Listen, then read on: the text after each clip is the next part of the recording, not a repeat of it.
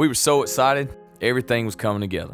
We finally found a home for the music that we wanted to make, and people were reacting to it like never before. New Voice, the guys from Jason Aldean's band, wanted to produce some sides on us, so we packed up and we're doing one last run of shows in the Carolinas to pay our way to Nashville for good. Finally making the dreams we'd been chasing come true. We were on our way, and in an instant, everything changed. Everything went horribly wrong. Parmalee drummer Scott Thomas is holding on at Carolinas Medical Center in Charlotte tonight. Police investigating the shooting after the band's Monday night concert say Thomas remains in critical condition.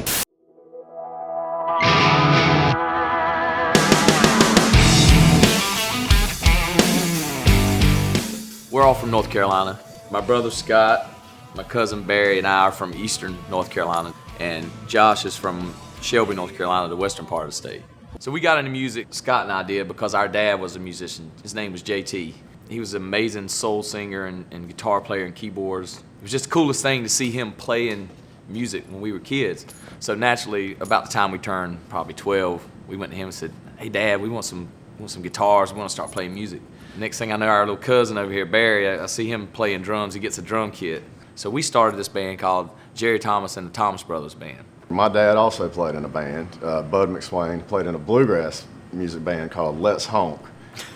We all came to ECU to go to school. There was a great music scene, and that's how we all met. It was just downtown in this little small intersection of 5th and Cotange. So it was just like the central hub of music. Our first show together was actually the last show of the Thomas Brothers Band. So we just basically brought in Josh. He got on my dad's keyboard and his guitar, and we did 3 or 4 songs, and 2 of them were original songs we'd written. So we kind of got the bug that day that we wanted to keep writing together. This is Memory Lane, Studio B. Yep. Studio B. There it is. Well, looks like we're locked out. This is it though. Studio B. Check it out. This is how high it used to be. Just tall enough to fit a car under there, and then we added these 3 blocks, raised the roof, so we could actually get in there and practice a little bit. We were out in Parmalee rehearsing, every Tuesday and Thursday from 7 to 11. That was standard. We were out there every Tuesday and Thursday, learning chops and writing music. We did everything. We did every show we could do. If somebody said, "You should be here," we were there. We were relentless about promotions. We would ride around with stickers on our cars. We even rented one of those signs in our front yard with the big flashing arrow. It said Parmalee Friday night at the club, and my dad would pull it around in his blue Ford pickup truck. He'd pull it around town with the thing flashing. It's funny. If you drew a straight line from Parmalee to Nashville, it's 629 miles.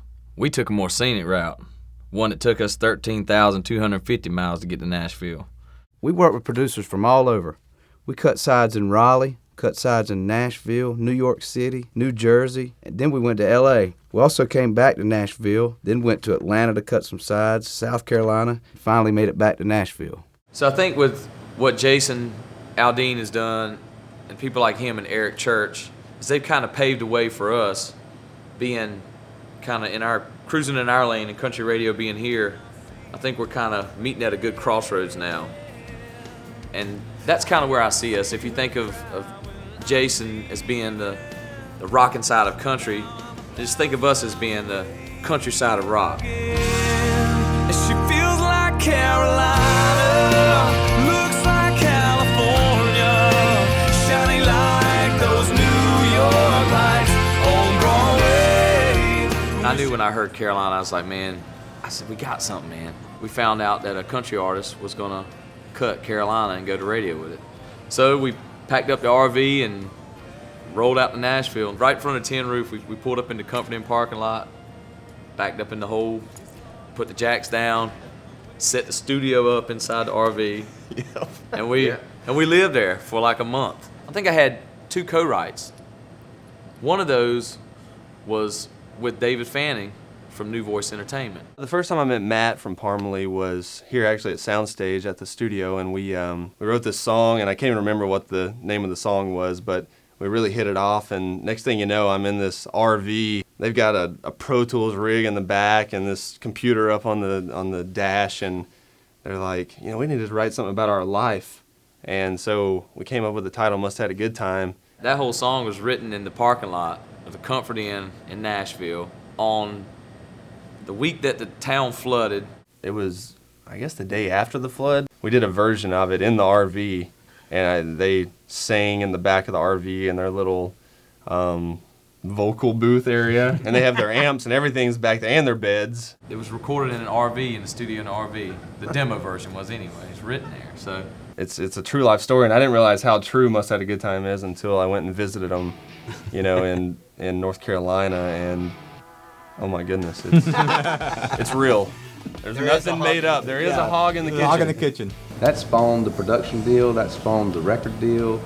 I mean, that one afternoon when we wrote that song pretty much got us the deal. Yeah. Me, Barry, and Josh went in. 2 guitars, tambourine, went in this little small office and played for Tully and Kurt. And They just started smiling. they were grinning. I Yeah. don't know what the hell went on around here last night, but now I'm picking up beer cans. What a mess, oh man. Who's that passed out in the yard? There's a flood in the bathroom, a hog in the kitchen, a dude on my couch with a bloody nose. The first time I heard it was in our old office. Yeah. Probably a day after they wrote it, and instantly, I think we looked at each other and like, wow, that's a hit. We loved it. It was People are gonna love infectious. Yeah, they're the real deal. I mean, they're more real than 90% of the stuff you hear in this little 615 area code. And it was a very cool thing to see and to be part of and get him in those chairs. Real band, you know, blood, sweat, tears, diesel fumes, same thing here, same haircuts. David called me and said, man, the guys love it. We want to record 2 songs. Come back in July. July, we came back and we recorded 2 songs with the guys. One of them Must Have Had a Good Time, and then we did Carolina with them. We had found what we'd been looking for in Nashville, and we knew that all this felt right. So we booked this first week of making money of some bigger shows at some of the cool country venues here in North Carolina to make some money to get back out to Nashville. We were doing like 6 nights in a row. We're excited. Take off the first day, and it's like a Monday night, and everything just went horribly wrong that night. That night, Scott got a second chance at life. We were victims of an attempted robbery in our RV outside that club that night. Gunfight in the RV, and Scott was shot 3 times.